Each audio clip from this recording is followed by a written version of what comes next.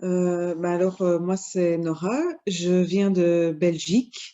J'ai 7 ans et je t'ai rencontré quand j'avais mes 36. En fait, de manière un peu totalement naïve, en soi, je pensais pas que j'avais une problématique spécialement physique ou liée à mon corps ou autre. J'étais très régulière dans mes cycles, directement dès que j'ai stoppé la pilule. Donc à ce niveau-là, je m'inquiétais pas, j'avais pas des cycles trop longs. Au contraire, quand j'ai arrêté la pilule, tous mes symptômes prémenstruels que j'avais énormément et dont je souffrais, même sous pilule, se sont totalement arrêtés.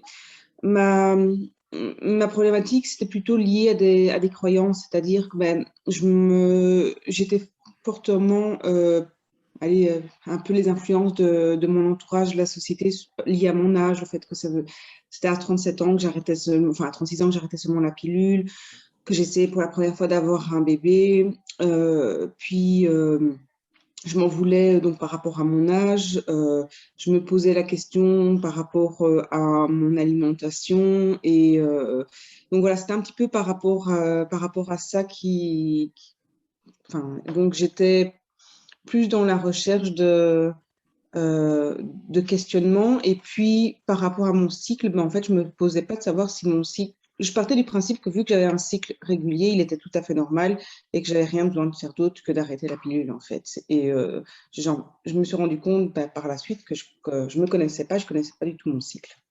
Au départ, je me suis dit non, c'est bon, elle va rien m'apprendre de nouveau. Je connais.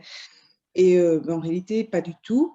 J'ai appris énormément sur mon cycle. Je me suis, à 36 ans, je me suis découverte en tant que femme, en fait. Je ne savais pas du tout voilà, l'alimentation, à certains moments du mois, pouvait influencer. Je ne connaissais pas non plus les termes, voilà, les termes liés au corps, etc. Et en fait, je ne me connaissais pas spécialement. Je ne savais pas comment reconnaître mon ovulation.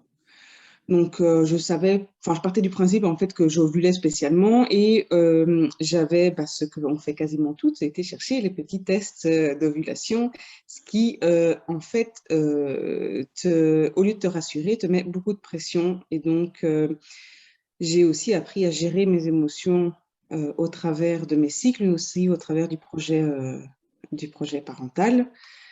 Euh, ça a été, moi personnellement, ça a été le plus gros travail que j'ai dû faire. C'est la gestion de mes émotions à travers mes cycles et à travers mon projet parental.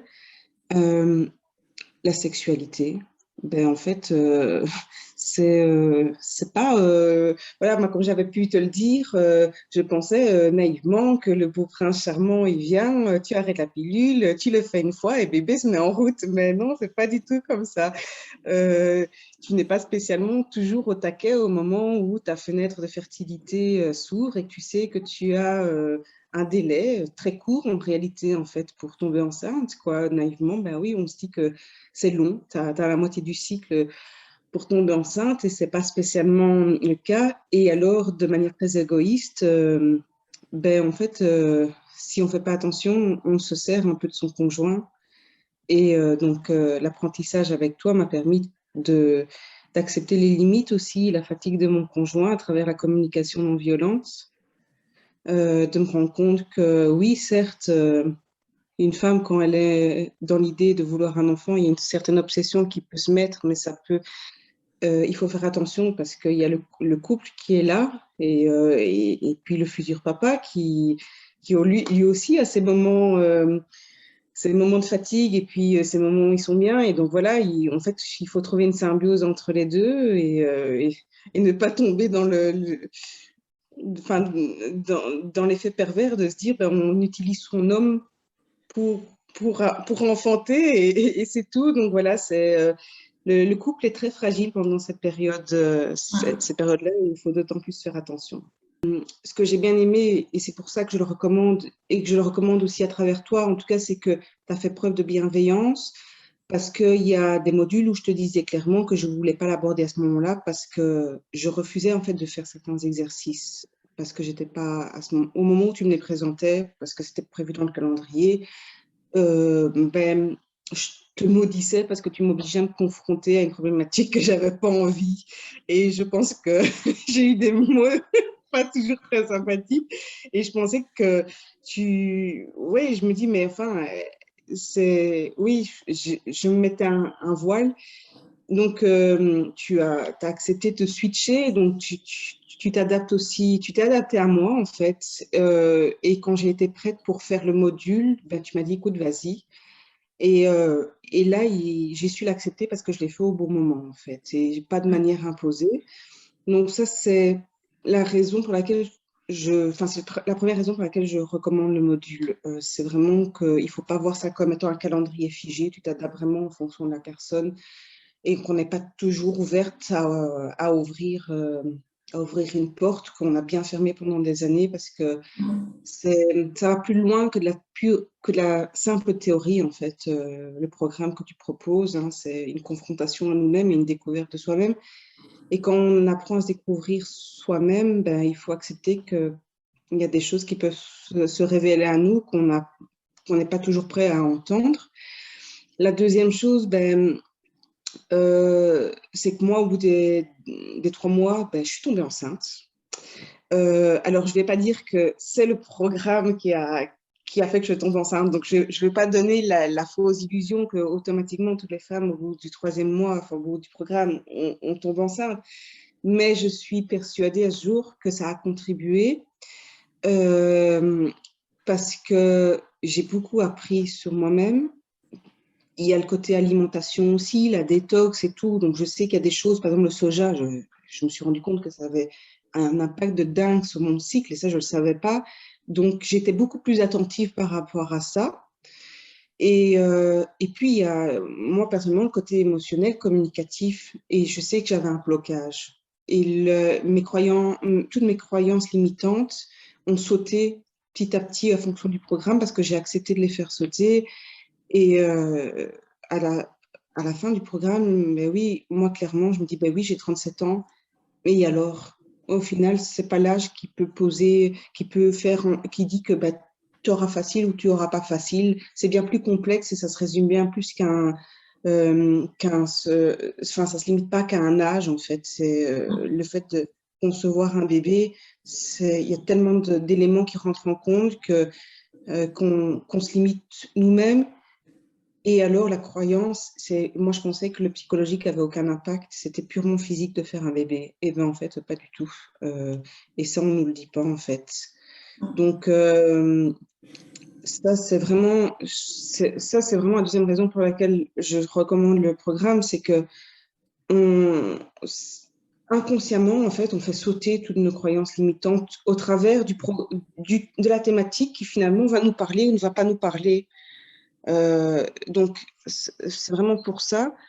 Et puis, la troisième chose, et ça, moi, c'est vraiment le hasard. Enfin, je crois au destin. C'est que je te connaissais pas. Je surfais sur Facebook. La vie a fait qu'on s'est rencontrés. Et au début, j'y croyais pas du tout. Je me suis dit, elle va rien m'apprendre. Et je me suis pas posé de questions. Je me suis laissée aller. Je me suis dit, de toute façon, au pire, je suis dans le même état qu'avant de la rencontrer. Et au mieux, j'apprends quelque chose.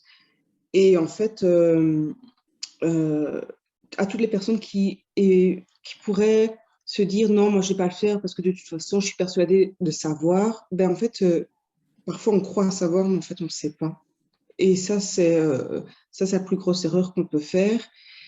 Et il ne faut pas regarder le côté financier ou autre, ou le fait de se dire ça va me prendre du temps, c'est quand même 9 thématiques à aborder, ou si j'ai besoin de réponses, il y a Internet, ou il y a les professionnels de la santé. Alors oui, il y a à côté, on a toute une gynéco, on a un médecin de famille, etc. Mais en fait, chacun a son domaine de compétences. Et moi, en ce qui me concerne, le milieu médicalisé, il me convient très bien pour certaines choses, mais c'est pas avec ma gynéco sur les 10 minutes de rendez-vous, les 20 minutes, que je vais pouvoir parler de manière plus profonde et m'ouvrir à elle. Et donc, c'est tout ce côté-là est très bien pour tout ce qui est l'aspect physique, mais qui, moi, personnellement, ne me posait pas de problème parce que j'avais des règles très régulières et donc j'avais pas besoin d'aller consulter pour une problématique physique.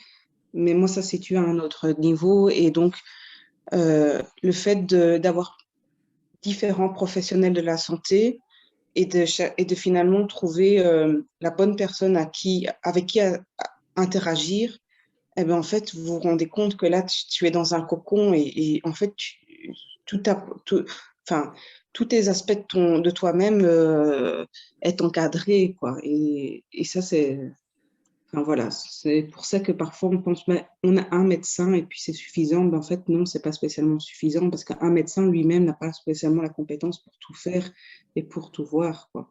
Donc, s'entourer d'une équipe multidisciplinaire, c'est aussi intéressant et en tout cas, moi, ça me convenait, c'est ce que j'avais besoin, quoi. Je suis pas la même que au début du programme. Je suis beaucoup plus sereine et aujourd'hui, je suis à mon 5e mois de grossesse. Tu continues avec moi et je sais très bien que j'ai beaucoup évolué et c'est un plus pour moi, mais aussi un plus pour mon bébé. Donc, ça aussi, quoi. Je veux dire, faut voir sur le long terme je trouve on sort des 3 mois fortement changé, en fait. C'est un impact qui se fait très en douceur, mais avec du recul, on n'est pas la même qu'au début, quoi. On est beaucoup plus ouvert, plus soulagé, on a un poids en moins, en fait.